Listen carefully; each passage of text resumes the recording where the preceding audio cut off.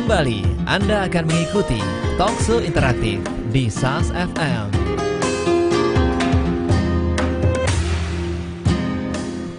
Assalamualaikum warahmatullahi wabarakatuh. Langsung sahabat dari lantai dasar Masjid Nasional Al-Akbar Surabaya. Inilah 107,5 SAS FM dan live video streaming kami di sasfmsurabaya.net. Bermanfaat, menghibur dan syar'i.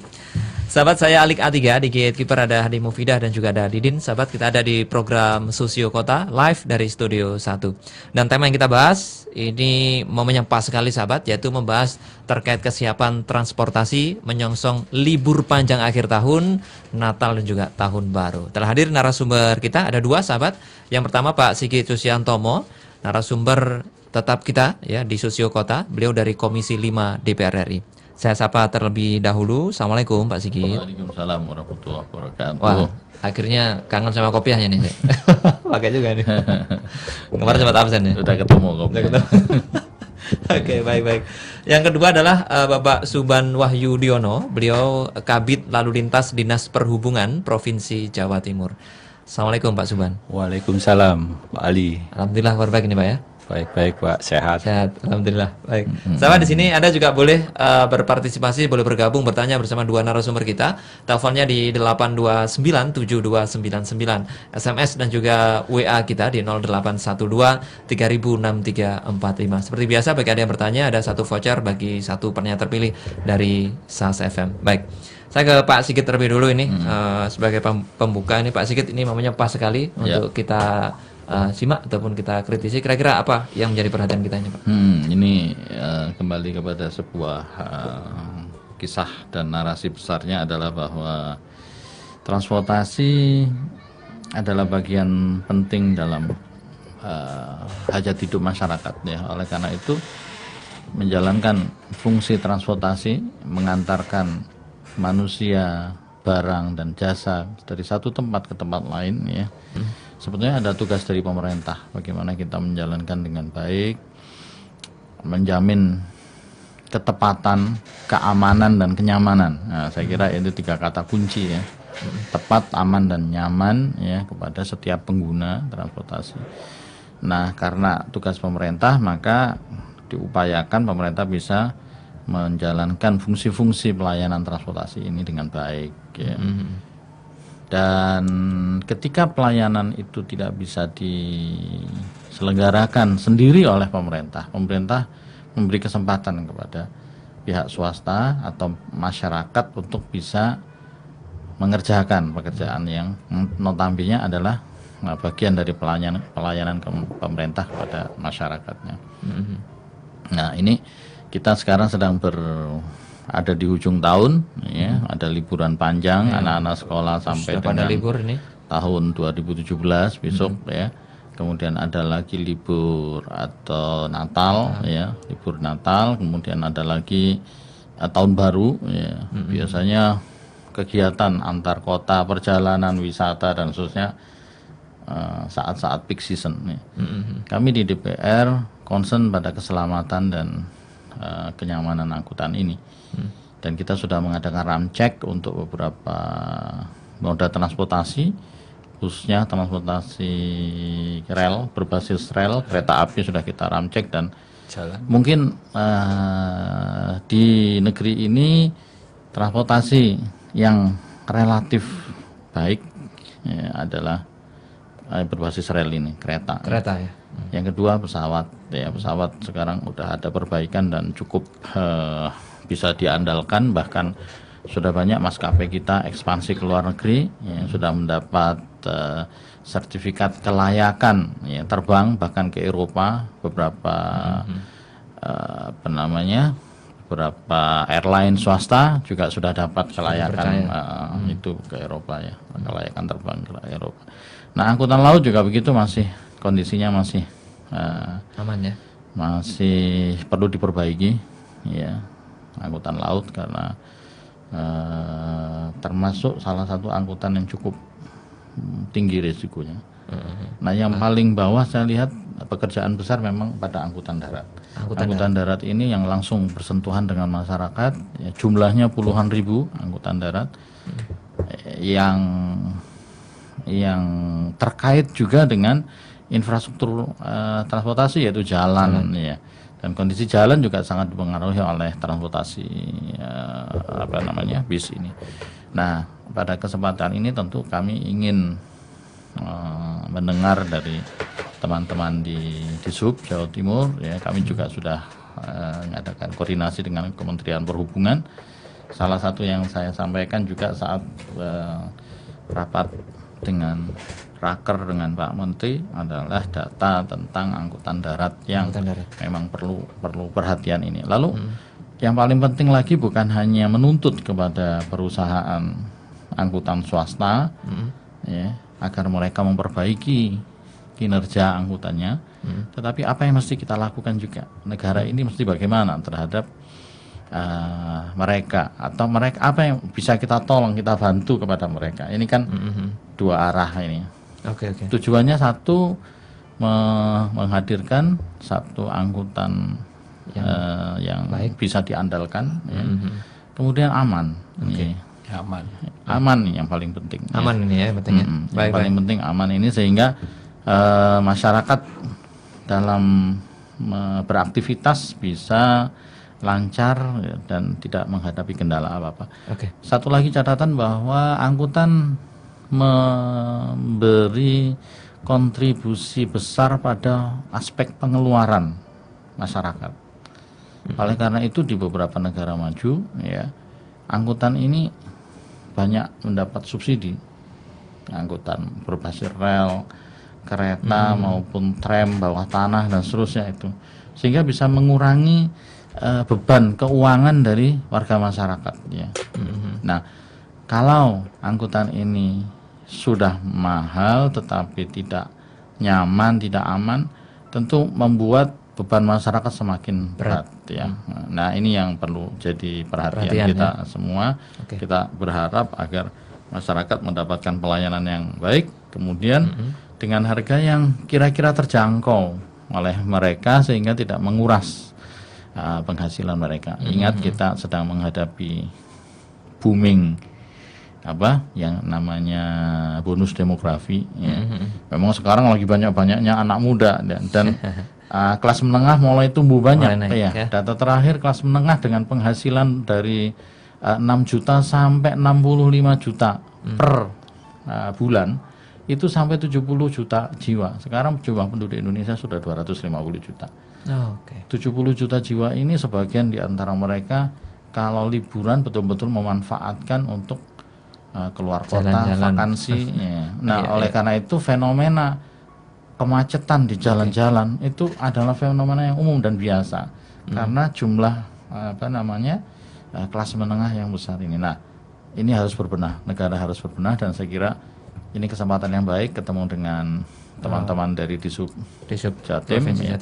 Mudah-mudahan kita bisa saling bekerjasama untuk bersinergi agar harapan lahirnya sebuah transportasi yang aman, layak ya, dan terjangkau itu bisa terwujud dengan baik. Baik, terkait apa yang disampaikan Pak Sigit tadi terkait data angkutan darat. Nah, ini kita tahu nih Pak Suban tentang keadaan nih angkutan lebih darat ya Pak ya. Darat yang diperhatikan. Nah, mungkin bisa sedikit diberikan gambaran ke kita. Terima kasih Mas Ali. Terima kasih Pak Sigit. Jadi apa yang disampaikan Pak Sigit saya menggarisbawahi. Kita sampaikan dulu bahwa Pak Sigit tadi berbicara mengenai situasi transportasi khususnya di Jawa Timur untuk menghadapi Natal tahun baru. Jadi Natal 2016, tahun baru 2017 ini. Dan memang dalam rangka transportasi ini bisa aman, tertib, selamat, dan lancar. Nah, tentu ada beberapa hal yang harus kegiatan-kegiatan yang harus kita laksanakan, kita lakukan. Dan Menteri Perhubungan dalam rangka menetapkan hari libur Natal 2016 tahun 2017 menetapkan masa angkutan Natal tahun baru ini selama 23 hari. Jadi mulai tanggal 18 Desember sampai 9 Januari 2017. Jadi masa pelaksanaan angkutan Natal tahun baru ini sudah ditetapkan. Dan untuk di Jawa Timur wilayah penyelenggaraan di pemerintahan Provinsi Jawa Timur itu meliputi transportasi darat yang dibilang Pak Sigit tadi, transportasi jalan ini yang paling kurang, ya, kira-kira seperti itu. Tetapi apapun kita melaksanakan ini dengan sepenuh hati, mulai dari angkutan jalan. Angkutan jalan kita ketahui bersama, apa Pak Sigit bilang, banyak jalan-jalan yang berlubang. Kita mulai awal Desember sudah inventaris, Pak. Jadi kita konsentrasi ke 12 jalur utama, Surabaya, Tuban, Surabaya, Madura, Pamekasan, Surabaya, Madiun sampai Ngawi, Surabaya, Kertosono sampai Ngalek, Surabaya, Malang. Ini banyak yang kita inventaris, ternyata memang banyak jalan-jalan yang lubang. Namun demikian, tanggal 17 kemarin kita sudah rapat koordinasi dengan teman-teman Balai Besar Pelaksana Jalan 8 dan PU Bina Marga Provinsi. Ya apa ini, kegiatan-kegiatan harus selesai pada tanggal 18 dan lubang-lubang jalan ini yang sekira ini harus segera ditutup sesuai komitmen Pak Dekarwo. Tidak ada hari tanpa menambah jalan itu, Pak. Jadi kita sudah inventaris ini loh, seperti di Krian, di jalannya Mas Ali itu di daerah Pandaan itu banyak, di Porong ada lubang-lubang. Sekarang sudah tertutup semua. Nanti saya cek itu, Pak. Bisa dicek, Pak. Mestinya bisa kita hadirkan sekarang ya, Pak Kepala Balai. Betul, Pak Ketut. Pak Ketut ya, mestinya ya. Pak Ketut pernah ke sini juga. Iya, pernah ke sini. Ya. Itu sudah kita sampaikan dan Pak Ketut juga sudah menyampaikan. Oke, kita ini. Nah, jadi sudah Pak ya, sudah nggak ada yang nggak ada yang lubang ya? Sudah, ya pasti ada yang kecil-kecil, tapi yang sekiranya membahayakan sudah tertutup semua. Yang kedua, kita konsentrasi juga ke angkutan penyeberangan, Pak Sigit. Ada di Jawa Timur itu angkutan penyeberangan Gili Manuk, Ketapang Gilimanuk dan Ujung Kamal. Jadi kita konsentrasi bagaimana kapalnya, penyeberangannya itu seperti ini. Dan kita juga ini karena wilayah operasi perkereta apian ada 3 daop, Pak. Daop 7 Madiun, daop 8 Surabaya, daop 9 Jember. Jadi kita koordinasikan. Jawa Timur ada 3 daop ini kan, wilayah ini gitu. Kita sudah koordinasikan. Selanjutnya wilayah transportasi laut. Kita juga konsentrasi yang kita gunakan untuk persiapan Natal Tahun Baru ini, Pelabuhan Tanjung Perak, Tanjung Wangi, Gresik dan Kalianget, Pak, yang kita gunakan untuk transportasi penumpang ini, Pak. Dan juga udara, Juanda, Abdurrahman Saleh dan Bandara Blimbing Sari, Banyuwangi. Jadi ini. Kalau Jember gimana? Jember kita tidak masukkan, Pak, yang banyak yang di Banyuwangi. Tapi tetap ada. Jember itu kalau nggak salah satu flight Garuda dan Lion, Surabaya Jember ya? Surabaya Jember. Surabaya Jember. Itu nggak masuk ya? Betulnya banyak, Pak. Kita yang sudah dibuka Bawean, pelabuhan ini, Sumeneb, sudah banyak, Pak. Dan untuk udara ini kan tinggal nambah flat aja. Sebetulnya titik berat masa angkutan Natal 2016 dan Tahun Baru 2020 adalah kesiapan prasarana jalan sudah kami sampaikan tadi, dan kesiapan sarana yang dibilang Pak Sigit tadi sangat kurang katanya yang di ini. Saya informasikan Bapak bahwa di Jawa Timur ini untuk moda jalan khususnya bus ini ada 8.451, Pak. Jadi ada yang saya bilang akap itu 1.832 itu. Katanya Pak Sigit, oh ini biasanya agak bagus. Surabaya Jakarta, Surabaya Bali. Ya, itu. Bagus Ya. Gitu. Kalau yang antar kota dalam provinsi, Surabaya Probolinggo, Surabaya Malang, Surabaya Ponorogo, Surabaya Madura itu ada 3.850. Dan ditambah bis pariwisata juga cukup banyak, Pak. Biasanya Natal Tahun Baru ini bis pariwisata yang banyak. Keluar semua 1.975. Dan kita juga ada cadangan, Pak. Seperti tadi malam kita posko, Pak, di Bungurasi. Kita kan ada anggota yang dikirim di terminal posko. Jadi ada keterlambatan bis masuk, Pak. Sehingga penumpangnya nih lah, ini kita ambilkan bis-bis cadangan ini, Pak. Tempatnya di Bungur. Di Bungur, Pak. Jadi bis cadangan yang ini kita undang. Kan sebelum ini kita juga sudah mengundang PO-PO, termasuk Organda. Nanti harus siap bis-bis cadangan kalau ada kekurangan itu. Berapa Pak yang cadangannya? Cadangan jumlahnya 563, cukup. 500. Oh, ya. Ya biasanya yang sering terlambat ini jurusan yang ke barat, Pak, Surabaya, Madiun, Jogja, Pak. Biasanya ada kemacetan di mana sehingga datangnya agak terlambat. Tapi bis cadangan juga sudah siap. Jadi jumlahnya cukup memadai untuk di Jawa Timur, dan untuk bis ini khususnya kita juga sudah rem cek, Pak. Jadi mulai tanggal 17 kemarin kita rem cek di terminal mulai terminal Bungur AC di Mojokerto kemarin, di Madiun, di Malang kita lakukan di seluruh Jawa Timur rem cek, Pak. Yang sasaran kita mulai administrasi SIM-nya bagaimana, STN-nya bagaimana, buku ujinya ada apa tidak, itu terus trayeknya masih hidup apa enggak, ini administrasi. Untuk teknis rem tangannya, tangan kita jadi diuji sama penguji, Pak, langsung dinaiki sendiri, dicek. Sip nggak gitu? Ya. Bagus nggak gitu? Terus rem pengukur speedometer. Ini jalan juga. Nah, kemarin memang speedometer nggak ada, pulangkan, Pak. Tidak boleh naikkan penumpang. Betul. Jadi itu speedo saja, Pak ya? Speedo nggak bisa? Banyak. Pulangkan. Speedo, iya. Makanya kemarin banyak PO-PO yang harus masang speedometer. Sampai habis katanya di pasaran speedometer.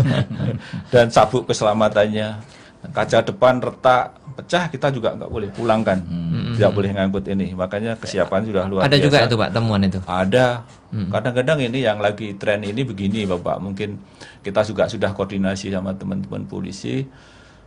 Ada laporan pelemparan kaca, Pak, pelemparan bis di wilayah Pasuruan ke timur, Pak. Ini yang lagi ini. Sebetulnya iseng anak-anak aja, Pak. Atau bisnya ngebut ya? Enggak, ternyata setelah diselidiki teman-teman polisi ketemu anak-anak, Pak. Hanya iseng, Pak. Anak-anak iseng lah. Kalau kaca kena batu kecil ya tar. Gitu. Ini yang lagi kemarin ada, kita sudah koordinasikan dengan itu. Termasuk kondisi ban jojak ya. Kondisi ban ini juga kita lihat minimal 1 mm ketebalannya. Ini yang batiannya istilahnya harus ada 1 mm. Di samping itu juga ada unsur penunjangnya bis, Pak, termasuk wipernya seperti apa, penghapus kacanya itu, lampunya dicek juga, Pak, di situ. Lampu, pokoknya semuanya, Pak ya. Kaca spion, klaksonnya itu juga kita cek. Baik, nanti akan kita bahas lagi tentang teman-teman itu, dan juga Pak Sigit nanti akan memberikan ini ya. Baik, kita akan jeda sebentar, sahabat, dan nanti akan kita lanjutkan kembali. Bagi Anda yang ingin bertanya, bergabung bersama dua narasumber kita terkait kesiapan transportasi menyongsong libur panjang tahun baru dan juga Natal. Dan ini silakan Anda sampaikan ya di SMS dan juga WA 0812 306345 atau di telepon 8297299. Ada satu voucher dari SATS FM bagi satu penanya nanti yang terpilih. Kami akan kembali, sahabat, setelah yang berikut ini.